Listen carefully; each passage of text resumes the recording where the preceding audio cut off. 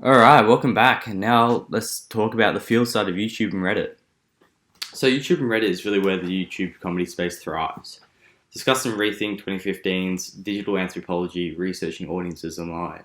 It becomes important to really analyse what the community is saying. Not what the comedian is saying or the stereotypes, but the actual community. So Reddit, and specifically the subreddits of each YouTube channel, is really where this idea thrives. The creation of my field notes have been done following Clifford Geertz's interpretive theory of culture, but without interacting with the participants directly, rather observing their participations. I followed the trends of what these audiences were saying, jumping from different digital platforms, which still convey the same message. Although research via the digital space limits my understanding of the possible physical and geographical influences, this research into users' lives at times became just as important.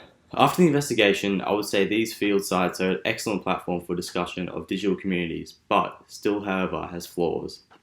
With YouTube, for example, there are still major flaws, especially within its closed caption tools that I notice all the time. Take Tiny Meat Gang video, for example. Spicy Sagittarius. Sagittarius? Yeah, Okay. very passionate. A little bit of a temper, though, sometimes. That turned into vegetarian. Yeah, very passionate, a little bit of a temper. The Verge wrote an article discussing how YouTube isn't just not updating closed captions, but wanted to take the tool away, which caused huge community backlash.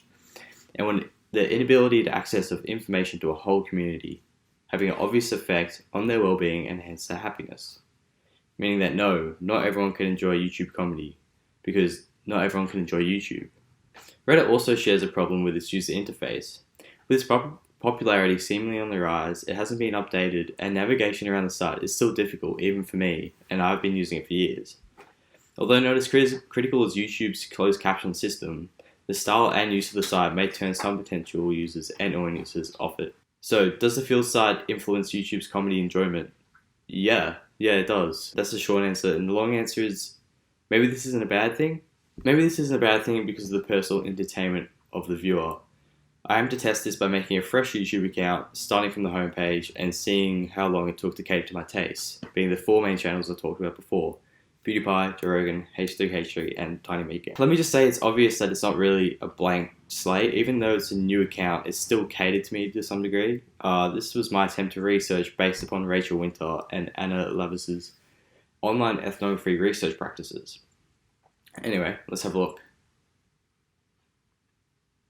I like David Dobrik. I guess let's have a look at the Vlog Squad's best 2020 moments. Do you actually think you were invisible? Yeah. Alright, it was a funny video, but I'm worried that YouTube will start to push this content of the Vlog Squad niche upon me. Oh my god! Oh my god! Shout out to your liver. Okay, I trust it.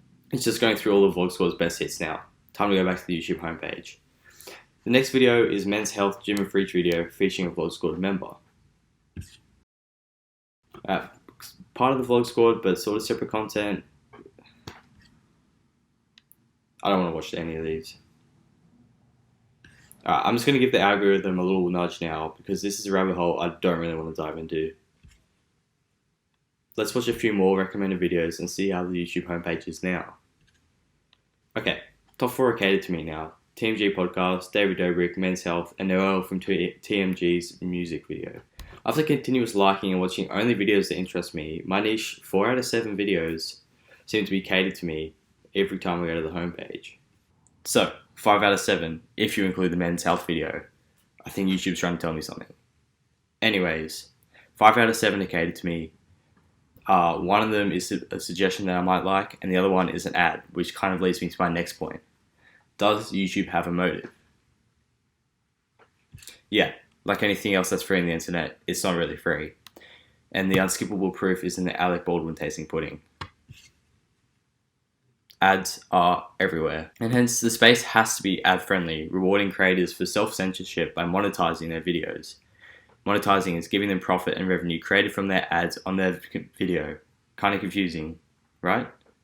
Anyways, this leads me to the promotion of family-friendly videos on their website, so advertisers are less worried about attaching their ad to a possibly offensive video, which means YouTube's motives is to put it safe for channels at the top of the pecking order. This might not sound too bad, but it tends to limit the individuality of the platform. How does the environment influence audience perception? What is the optimum YouTube watching experience for you? For me, it's my headphones on and comfortable, fully immersed. Not with my back to it like it is now. But it depends on the person. From what device we're using, to which search engine, to where we sit and how bright it is, the physical environment has an obvious effect on the way we interact with the niche. However, this is just the surface. Currently, the digital environment is so immersive and detailed, it has become a whole world within itself. Communities can shape their world, their niche, to fit the way we interact with one another. From its aesthetic to its coding to its rules, everything. Therefore, its complexity and mediated communication leads me to part 3, where I focus on YouTube comedians and their influence. Stay tuned.